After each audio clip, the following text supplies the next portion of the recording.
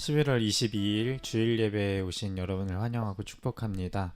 오늘도 사도신경 하심으로 우리의 신앙을 고백하겠습니다. 나는 전능하신 아버지 하나님 천지의 창조주를 믿습니다. 나는 그의 유일하신 아들 우리 주 예수 그리스도를 믿습니다.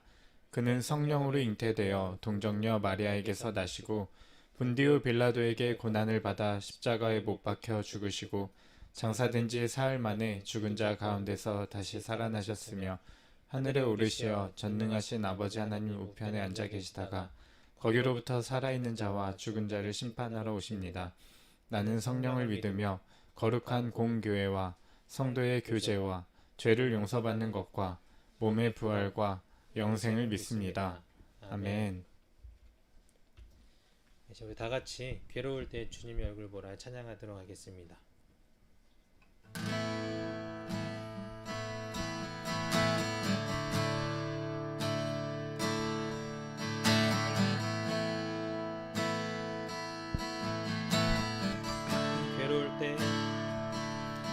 괴로울 때 주님의 얼굴 보라 평화의 주님 바라보아라 세상에서 시달린 친구들아 위로의 주님 바라보아라 괴로울 때 주님의 얼굴 보라 평화의 주님 바라보아라 세상에서 시달린 친구들아 위로의 주님 바라보아라 눈을 들어 주를 보라 내 모든 염려 주께 맡겨라 슬플 때에 주님의 얼굴 보라 사랑의 주님 안식 주리라 우리 2절로 힘이 없고 내 마음 연약할 때 능력의 주님 바라보아라 주의 이름 부르는 모든 자는 힘주시고 늘 지켜주시고 한 번 더 고백합시다. 힘이 없고 내 마음 연약할 때 능력의 주님 바라보아라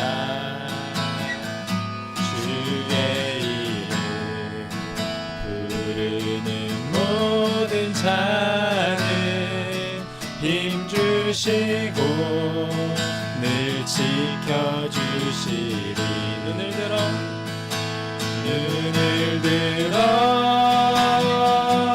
주를 보라 내 모든 염려 주께 맡겨라 슬플 때에 주님의 얼굴 보라 사랑의 주님 안식 주리라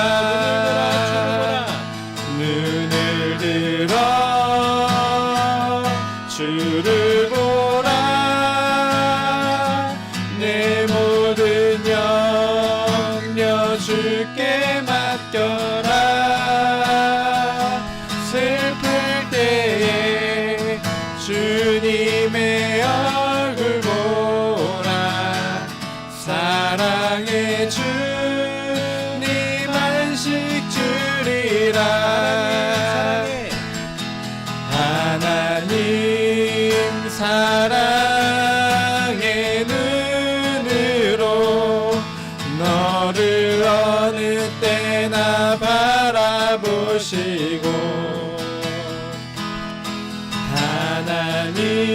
하나님인 자한 그로서 언제나 너에게 기울이시니 어두움에 밝은 빛을 비춰주시고 너의 작은 신음에도 응답하시니 너는 어느 곳에 있든지 주를 향하고 주만 바라볼지라. 한번 더 고백합시다. 하나님 사랑해. 하나님 사랑의 눈으로 너를 어느 때나 바라보시고 하나님 인자한 그로서 언제나 너에게 기울이시니 어두움에 밝은 빛을 비춰주시고 너의 작은 신음에도 응답하시니 너는 어느 곳에 있든지 주를 향하고 주만 바라볼지라. 마지막으로 한 번 더. 하나님 사랑해. 하나님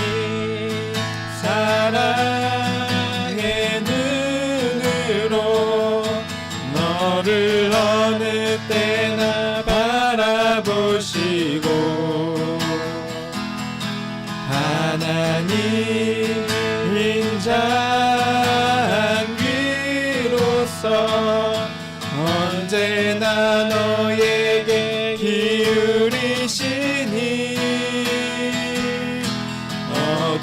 어두움에 밝은 빛을 비춰주시고 너의 작은 신음에도 응답하시니 너는 어느 곳에 있든지 주를 향하고 주만 바라볼지라. 주만 바라볼지라. 주만 바라볼지라. 주만 바라볼지라. 주만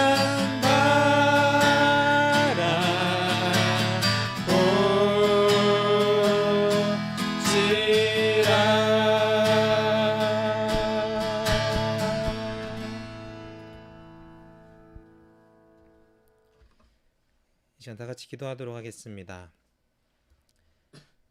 사랑과 은혜가 충만하신 하나님, 오늘도 우리를 주님의 예배자로 이 자리로 불러주시니 감사합니다.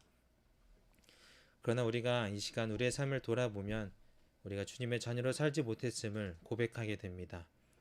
한 주간 살아오면서 주님을 사랑하지 못했고 또 이웃을 사랑하지 못했고 나 자신조차도 사랑하지 못했음을 이 시간 고백합니다. 또한 삶이 바쁘다는 이런저런 핑계로 예배하는 삶을 살지 않았습니다.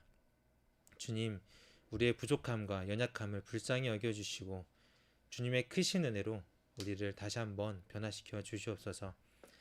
요즘 마른 땅을 적시는 비가 오고 있습니다. 그리고 비가 온 뒤에는 더욱 차가운 공기가 우리를 더욱 움츠리게 만듭니다. 그럼으로써 우리는 더 힘듦을 느끼게 되고 외로움을 느끼게 되고 두려움을 느끼게 됩니다. 주님, 시간 간절히 바라기는 우리가 그런 상황 가운데에서 오늘의 찬양의 가사처럼 더욱 주님을 바라볼 수 있는 믿음의 자녀가 될 수 있도록 우리를 변화시켜 주시옵소서. 사랑의 눈으로 어느 때나 날 바라봐 주시는 주님의 손을 더욱 붙잡고 일어날 수 있는 용기를 우리에게 허락하여 주시옵소서. 수능이 얼마 남지 않았습니다. 수능을 준비하는 아이들의 마음이 어떤 마음일지는 모르나 모든 것을 다 아시는 주님께서 아이들 하나하나를 찾아가 주셔서 만나 주시고 그들의 삶을 위로해 주시고 그들에게 힘을 허락하셔서 남은 시간을 잘 견뎌낼 수 있도록 주님 함께하여 주시옵소서. 코로나가 확진자가 다시 늘어나고 있습니다. 이 가운데 수고하시는 모든 이들을 우리가 기억함으로 그들을 위해서 기도할 수 있게 하시고 방역을 위해 우리 자신부터 노력하는 참된 그리스도인으로 살아갈 수 있도록 주님 인도하여 주시옵소서.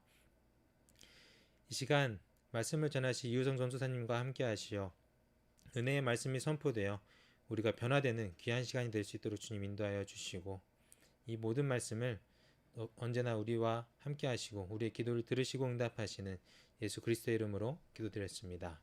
아멘.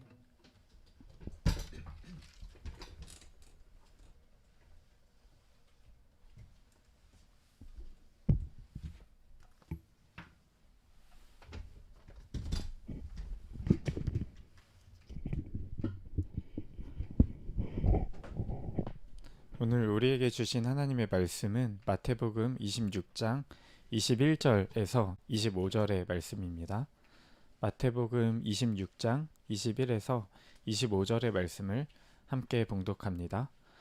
그들이 먹을 때에 이르시되 내가 진실로 너희에게 이르노니 너희 중에 한 사람이 나를 팔리라 하시니 그들이 몹시 근심하여 각각 여짜오되 주여 나는 아니지요. 대답하여 이르시되 나와 함께 그릇에 손을 넣을 그가 나를 팔리라. 인자는 자기에 대하여 기록된 대로 가거니와 인자를 파는 그 사람에게는 화가 있으리로다. 그 사람은 차라리 태어나지 아니하였더라면 제게 좋을 뻔하였느니라. 예수를 파는 유다가 대답하여 이르되 랍비여 나는 아니지요. 대답하시되 내가 말하였도다 하시니라.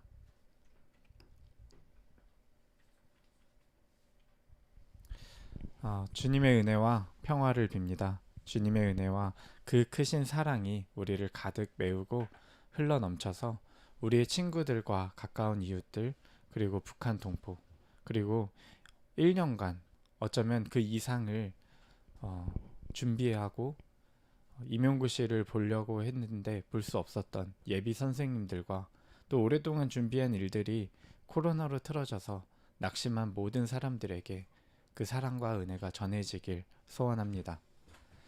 이 정도면은 코로나 징크스라고 해도 무방할 것 같아요. 우리 중고등부가 다시 모이는 예배를 조심스럽게 시작하기 위해서 장소를 예약을 했죠. 그리고 지난주부터 광고도 나갔어요. 또 수험생 위로 예배를 준비하기 위해서 학생회가 움직이고 있었고 선생님들은 시간을 내어서 선물도 직접 준비했어요. 그런데 또 모이는 예배는 어려울 것 같아요. 여름 수련회도 그랬고 5월의 마지막 주 예배도 그랬고 계속해서 우리가 뭔가를 하려고 할 때 이렇게 코로나 확진자가 늘어나는 것을 경험하고 있어요.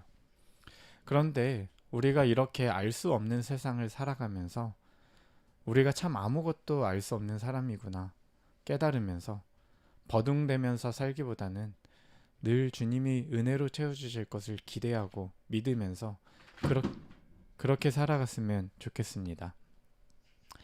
2월 마지막 주부터 우리가 이렇게 지내고 있죠. 그때만 해도 저희 아이가 뒤뚱뒤뚱 걸을 때였는데 얘가 어느덧 커서 요즘은 말대꾸도 하고 째려보기도 하고 그러고 있습니다. 매일 저랑 싸우면서 갈등하면서 지내는데 그 순간만큼은 조금 힘겹기도 해요. 애가 막 이렇게 바락바락 하면은. 그런데 뒤돌아서면 뿌듯하기도 해요. 왜냐하면은 건강하게 자아가 잘 자라고 있구나 그런 생각이 들어서요. 그래도 가끔은 제 눈치를 조금씩 보기도 하고 또 누군가의 시선을 신경 쓰기도 하는 모습을 제가 발견하게 되었어요. 그러면서 이런저런 생각이 들더라고요. 평소에는 저를 한시도 가만히 두지 않는 아이인데 얘가 조용한 순간이 오면은 갑자기 불안해져요. 제가 설거지를 하고 있을 때도 설거지하지 말라고 제 다리에 매달려서 그렇게 하곤 하는데 어느 순간 조용한 때를 경험하면은 무의식 중에 저는 설거지를 하고 있어요. 그러다가 문득 왜 이렇게 조용하지? 생각이 드는 거죠. 그러면 항상 가보면 뭔가를 하는 척을 하거나 뭔가를 하지 않는 척을 하고 있더라고요. 벌써부터 점점 서로의 기대가 어긋나는 것을 경험하고는 해요. 아이가 자기가 하고 싶은 것, 그러니까 자기가 있는 그대로 있을 수 있는 것, 아빠에게 보여야 하는 모습, 이것이 충돌하고 있는 거죠. 그러면서 이 아이는 어떤 척을 하기 시작했어요. 우리 안에 있는 그대로의 나 자신이 있어요. 그리고 사회의 요구, 뭐 가족의 요구든 부모의 요구든 그런 요구 안에서 만들어진 어떤 내 모습이 있죠. 그래서 이런 모습을 심리를 공부했던 칼 융이라고 하는 사람은 페르소나라고 불렀어요. 이 괴리가 생겨나기 시작하는 거죠. 거기에서부터 어떤 어두움이 생기는데 그 어두움을 그림자라고 불렀죠. 페르소나라는 말은 원래는 그리스 로마 사회에서 연극을 하는 배우가 쓰던 가면이었어요. 우리 기독교 신학에서도 이 용어를 처음 받아들여서 우리가 굉장히 어려워하고 신학 개념이었는데 삼위일체에 대해서 얘기할 때 그 말을 사용하기도 했었어요. 어쨌든 오늘은 우리가 이 괴리를 해결하지 못했던, 그러니까 진실을 마주하지 못했던 한 사람을 말씀 안에서 만나보려고 해요. 마태복음에는 제자들이라고 표현을 하지만 요한복음에서는 콕 집어서 유다라고 하는 장면이 있어요. 우리가 잘 아는 장면인데 막달라 마리아가 값비싼 향유를 향유 옥합을 가지고 와서 깨뜨려서 예수님의 발에 부었죠. 이에 유다가 분개했어요. 아마 제자들도 같이 화가 났겠죠. 그래서 아주 화가 나서 말했는데 어떻게 이렇게 비싼 걸 허비하나요? 그렇게 따져 물어요. 당시 한 데나리온이라고 하면은 한 사람이 하루를 일해야지 벌 수 있는 돈이었다고 해요. 그런데 향유가 보통 300데나리온이었다고 하니 얼마나 엄청난 일이 벌어지고 있는지 상상이 가죠. 계산도 빨랐겠지만 유다는 정의감도 있었을 거예요. 요즘 우리가 경제가 어렵다, 힘들다 하는 것처럼 예수님의 제자들이 살았던 때도 그 식민지배 아래서 엄청나게 어려운 상황이었잖아요.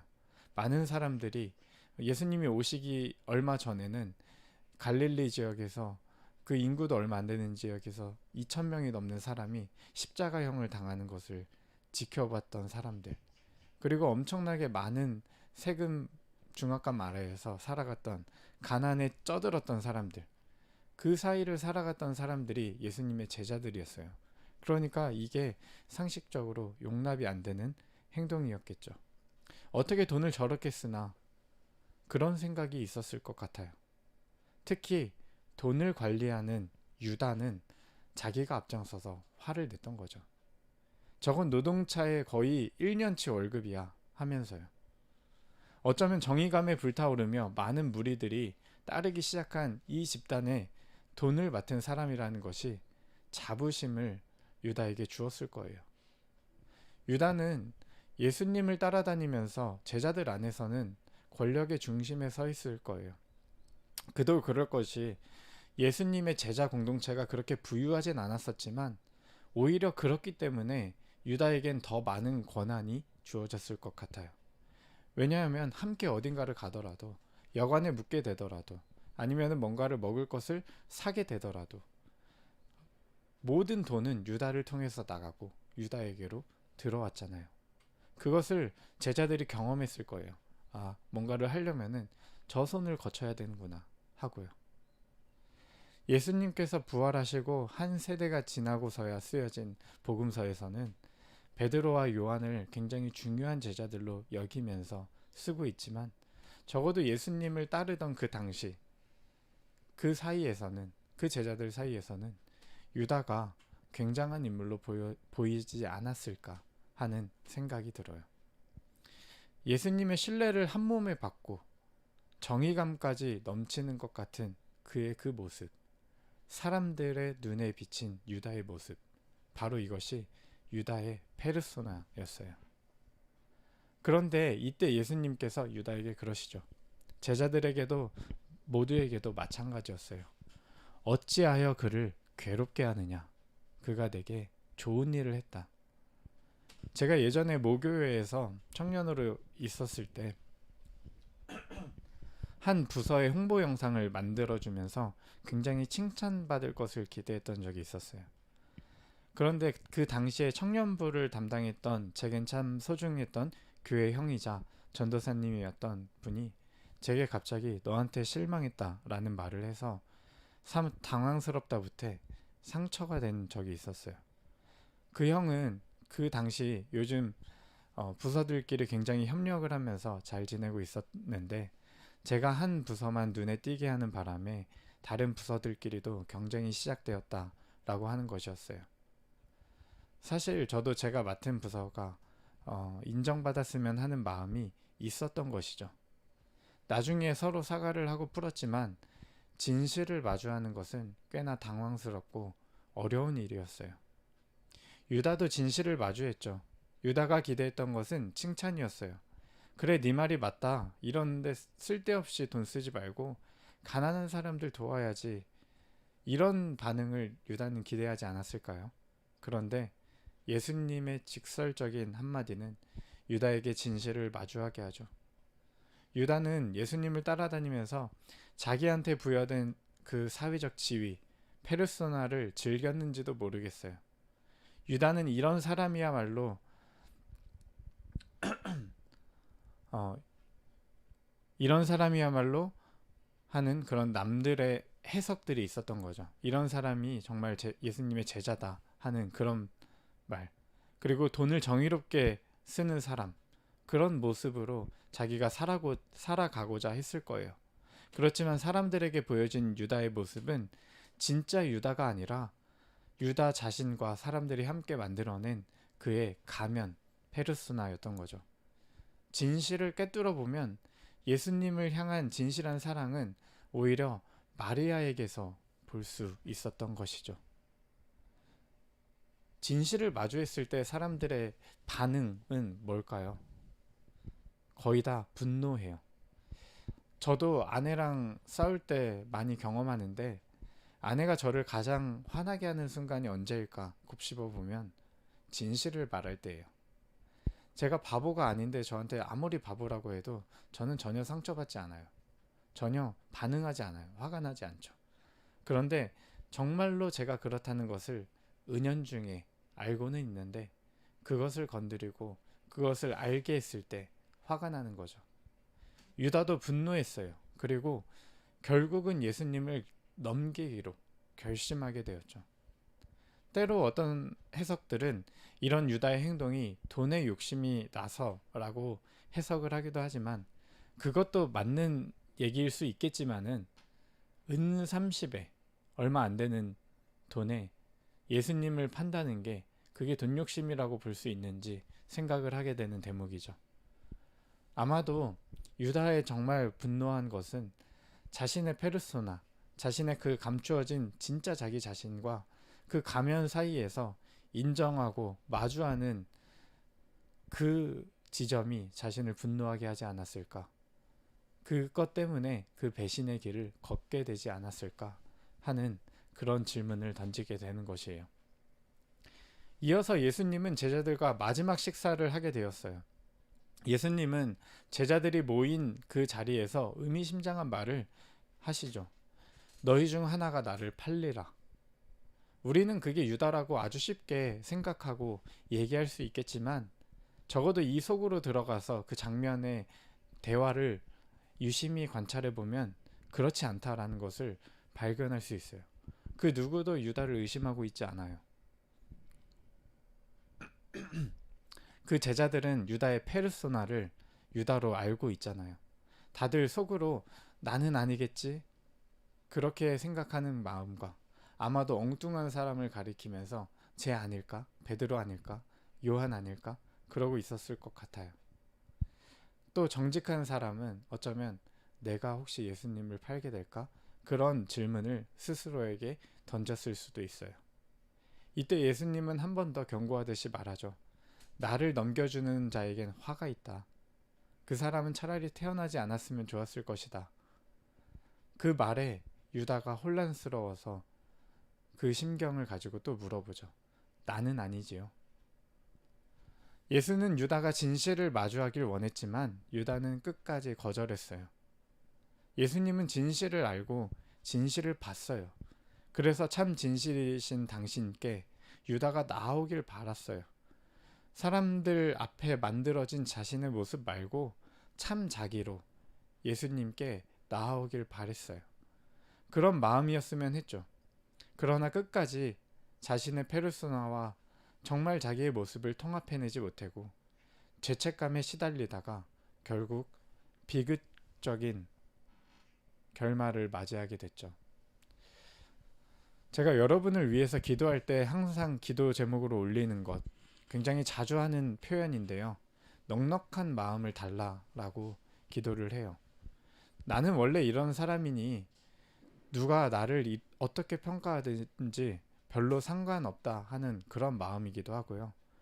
누가 자신의 진실을 드러냈을 때 그것을 넉넉하게 받아들이는 마음이기도 해요. 우리가 학교 생활을 하다 보면은 때론 페르소나, 더 다가오는 말로, 여러분의 말로 표현하자면 이미지가 더 받아들일 수 있을 것 같아요. 그 이미지가 나를 끌어가는 것을 여러분도 경험하기도 하죠. 나에 대해서 친구들이 가진 생각, 또 거기에서 벗어나지 않으려 하기도 하고, 때론 그것을 즐기기도 하고, 때로는 그 이미지가 내가 아니기 때문에 그 괴리가 굉장히 심해지면서 괴로워지기도 하죠. 우리 삶에 얼마나 많은 페르소나가 주어졌는지 모르겠어요. 부모님과의 관계 속에서 처음 경험하는 페르소나는 똑똑한 아이, 착한 아이, 이런 것들이 되겠죠.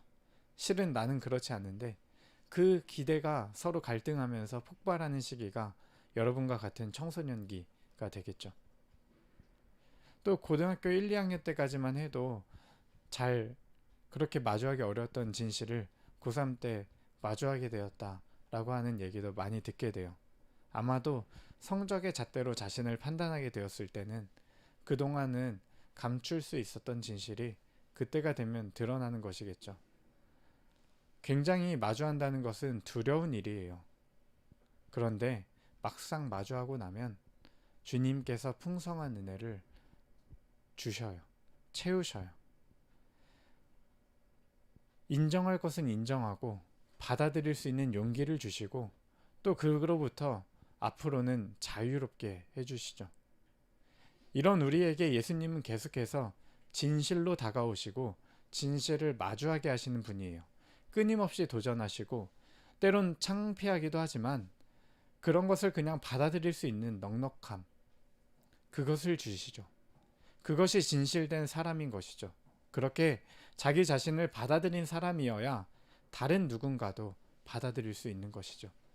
그렇게 자기 자신을 받아들인 사람이어야 마리아도 받아들일 수 있었던 것이죠. 가난한 사람 도와야지 절박한 여인의 마음을 헤아리고 사랑할 수 있는 것이죠.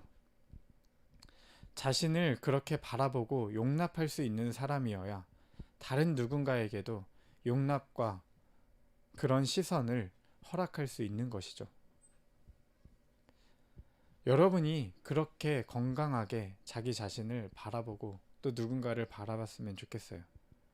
그게 여러분의 모든 연애든 친구와의 관계든 자기 자신과의 관계든 하나님과의 관계든 건강하게 자기 자신을 해치지 않고 누군가에게 폭력을 행사하지 않고 그렇게 살아갈 수 있는 것이겠죠. 근데 이게 어려운 게 두려움 때문이에요. 우리가 마주한 것은 그런 두려움이죠. 뭔가 발가벗겨지는 것 같은, 내겐 이제 아무것도 없어질 것만 같은 그런 두려움이 우리를 이 진실 앞에서 사로잡게 되죠. 그 두려움이 거짓말을 낳기도 하고 관계를 망치기도 하고 결국은 그것이 나를 집어삼키기도 하죠. 돈에 눈이 먼 유다라기보다는 두려움 때문에 자기 자신의 진실된 모습을 마주할 수 없었던 유다에게서 저 또한 저의 모습을 보게 돼요. 한편 유다와 달리 그 자리에서 다른 방식으로 폭력성을 드러냈던 한 사람이 있었죠. 베드로였죠. 베드로의 저항은 아주 극렬했어요. 저는 결코 배신자가 아닙니다. 라고 그렇게 말했던 베드로가 있었죠.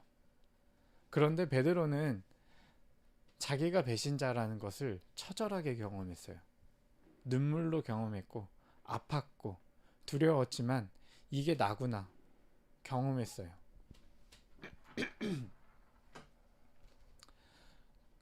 그렇게 베드로는 자기 자신을 끌어안게 되었고 용납하게 되었고 그렇게 자신을 인정하게 되었던 거죠.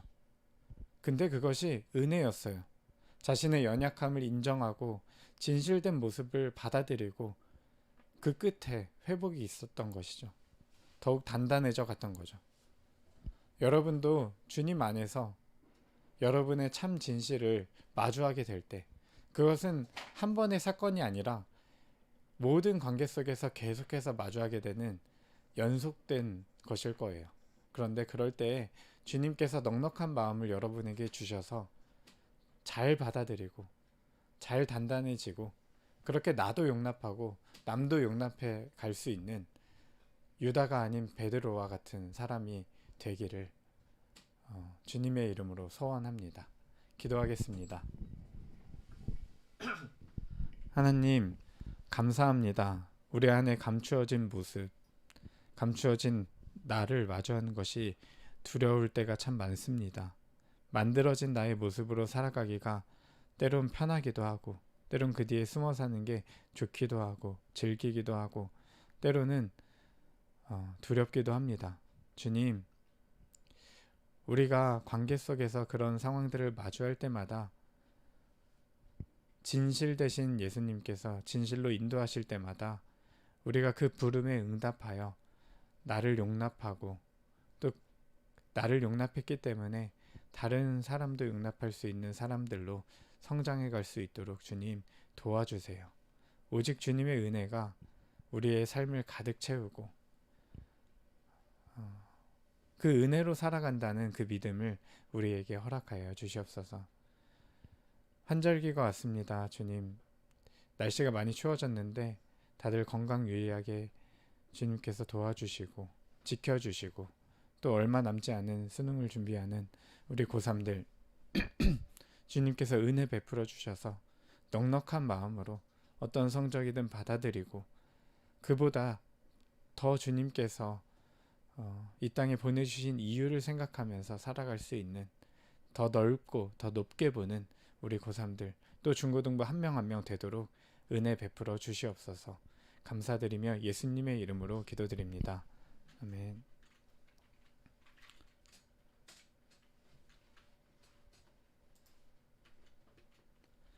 주기도문 하심으로 예배를 마치겠습니다. 하늘에 계신 우리 아버지, 아버지의 이름을 거룩하게 하시며 아버지의 나라가 오게 하시며 아버지의 뜻이 하늘에서와 같이 땅에서도 이루어지게 하소서. 오늘 우리에게 일용할 양식을 주시고 우리가 우리에게 잘못한 사람을 용서해 준 것 같이 우리 죄를 용서해 주시고 우리를 시험에 빠지지 않게 하시고 악에서 구하소서. 나라와 권능과 영광이 영원히 아버지의 것입니다. 아멘. 저희가 12월 마지막 주까지 오프라인 장소를 지금 준비를 해놨는데요.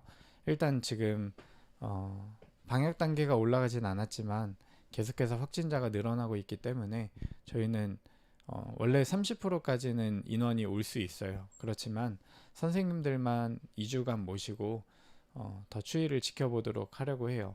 그동안 여러분들은 건강 조심해 주시면 좋겠고요. 그 이후에 좀 괜찮아진다면 여기에서 예배할 것이니까 기대하고 또 기억해 주셨으면 좋겠습니다. 헌금은 계속 계좌이체로 해주시면 되고요. 오늘의 컨텐츠는 바이블 터널 사무엘상이에요. 한번 꼭 들어보시면서 여러분이 말씀으로 자신을 더욱 단단하게 하는 그런 사람들이 되었으면 좋겠습니다.